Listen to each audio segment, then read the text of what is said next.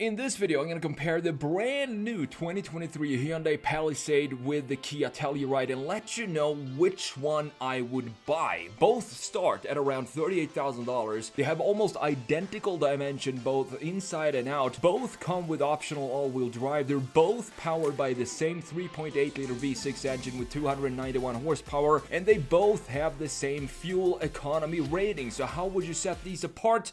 You talk about the design. And for the 2023 model year, both the Telluride and the Palisade come in more rugged, light off-road focused trim levels, namely the Telluride X-Pro that's fitted with 18-inch wheel, all-terrain tires, and a decent 8.4 inches of ground clearance, all for an additional $6,000. And then you have the Palisade XRT, where the exterior chrome is replaced with dark 20-inch wheels and grille, black roof rails. You also have body color door handles and new skid plate accents. You also get downhill brake control mode and all-wheel drive lock. And the XRT adds another $6,000 as well for the Palisade if you want that trim level. I'm a big fan of both of these new trim levels and both new cars in general, and personally it would be worth it to add those to either the Telluride or the Palisade, just for me at least, based on the look, even though it doesn't really turn it into a proper off-road car. So let's have a look at the front end here and the design and what's going on with these brand new beautiful South Korean SUVs that we have right here. The Palisade obviously up top, and then we have the new Telluride down at the bottom. What I love about the Palisade is that they sharpened everything up in this front end. It looks so sharp and so geometrical, but at the same time, it feels like they managed to make this still look very new and innovative and architectural, but still they managed to sprinkle some of that Hyundai overstyling into this, even though it looks very, very stately with all of these horizontal and vertical lines that you can see going everywhere across this front end. I really like the design of this thing, and one detail that I specifically love is this LED, new implementation of the LED. You have it starting up here, and then it comes back and says hello right here in this body panel, just to kind of visualize that it's going behind this, and then comes back in full force down here at the bottom, creating a super strong identity for the front end, specifically at night, obviously. And then you have the main headlights positioned right here in the bumper, with the position lights up here in the where you would expect normally, traditionally, the headlights to sit. And this, as you can see, is the XRT package. What I love about that is that everything that's normally chrome on the car, and you know, if you've seen my videos before, you know that I'm not a huge fan of chrome unless it's an American muscle car or any car from the 60s. For these type of cars, I would much rather have it be blacked out like we have here. And the thing is, this is blacked out in a modern way. It's not all 100% black. It's more like a very, very dark charcoal that looks really cool, specifically when you have it in this pearl white color that we have right here. So well done, Hyundai, with the refresh of this design, making it less overstyled than it was before and more stately, which I think suits the top of the line SUV for Hyundai. Looking at the brand new Telluride down here, same thing here. I think they did a really good job updating this design. We have the tiger nose grille very intact and alive in this car, centered and proud in the middle of the car, taking up the majority of the graphic features in the front end. And then we have this new interesting design of the headlights. So you see that the headlights are 4 light bulbs or LEDs that sit up here, but then they added 2 small LEDs below it. I've never seen an integration where you have round headlights like that in combination with a very tiny little LED at the bottom. It creates a almost like a mechanical look to this front end just by looking at the eyes of the new Telluride. I really like that. I also love the chamfer that we have down here, which separates the top part, the top half of the front end, make a clear separation with a solid unbroken line into the bumper section of the front end.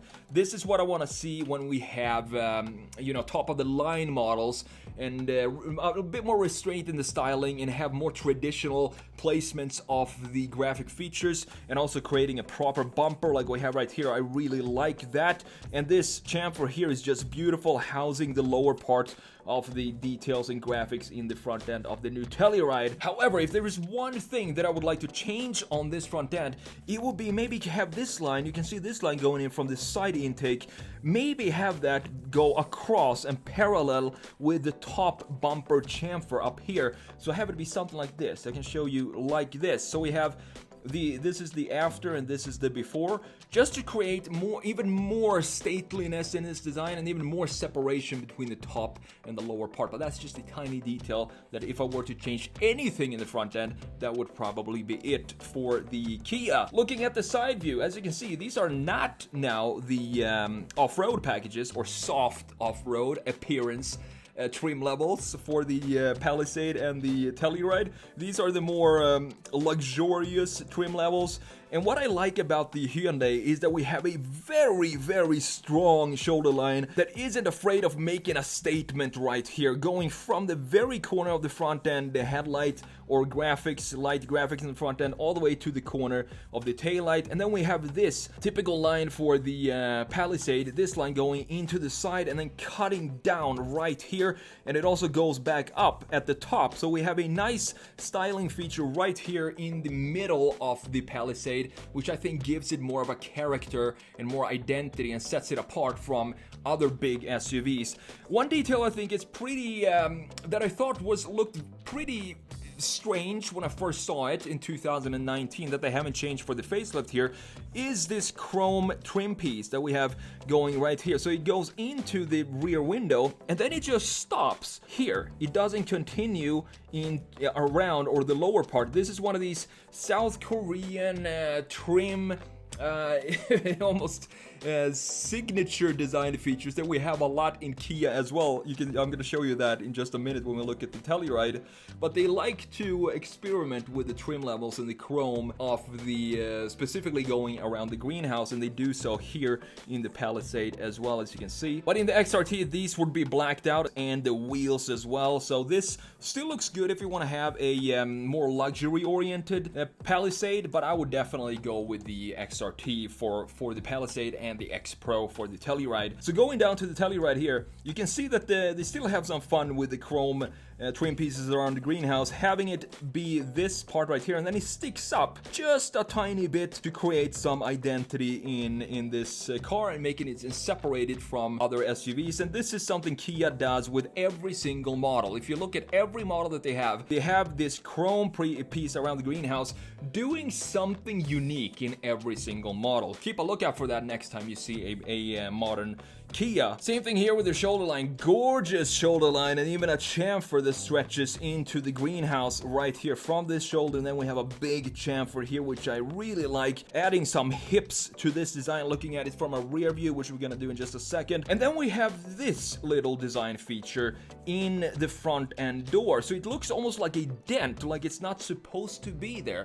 But I accept that it is there because it has some connection to other graphic features, and that is this line fold that we have going from the front end bumper. This creates a connection to this line and then goes in dipping down like this in the door. So I think it looks cool. It adds some character to the Telluride, and also it is a South Korean car, and South Koreans love to do some styling just for the sake of styling, and they still do that in their biggest top of the line SUVs. Looking at it from a rear view, this is where I think I make my decision which one I want to buy. I do think both of these look really cool, specifically in these off-road trim levels that you have the XRT up here and you have the X-Pro at the bottom. The major differences here between these two cars is that the lines of the Palisade, they point outwards, so they kind of want to move away from the center of the car, and they stretch the car further out towards the end points of the rear end, while in the Telluride it's the complete opposite. You have the lines and the graphics pointing inwards, so they want to stretch the graphic features into this logo, which I think is a really cool approach for treating graphic designs. And in addition to that, looking at the internal features and the elements that goes inside the taillight, for example, here in the Palisade, it looks a little messy to me. You have almost 4 different styles of elements. You have these red ones, then you have this reverse light, which I think this is, and then you have this LED kind of at the side, and then you have another LED at the top. It looks a little messy to me, and that comes back in the front end as well. Specifically when you look at the clean approach from Kia with the graphics here, you have some beautiful LEDs, same style as the pre-facelift generation, but just modernized a little bit more to create a very strong brand identity for the Kia in the rear end. I also like this chamfer at the bottom, well, this graphic feature at the bottom, which kind of brings back or ties back to the front end design with the lower part of the bumper there as well. So for me, which one would I buy? These are 2 very beautiful SUVs from South Korea, and I'm really glad to see that they're still having fun with some styling features, even though they are the biggest flagship SUVs of each of these brands. But if I were to buy one, I'm gonna have to go with simplicity when it comes to line flow and graphic design, and that makes me want to choose the Kia Telluride if I were to buy one of these. The Palisade would look really cool, specifically the XRT with some off-road tires on it, and so would the Telluride as well. But looking at them just like this, straight from the factory, I'm gonna have to go with the Telluride.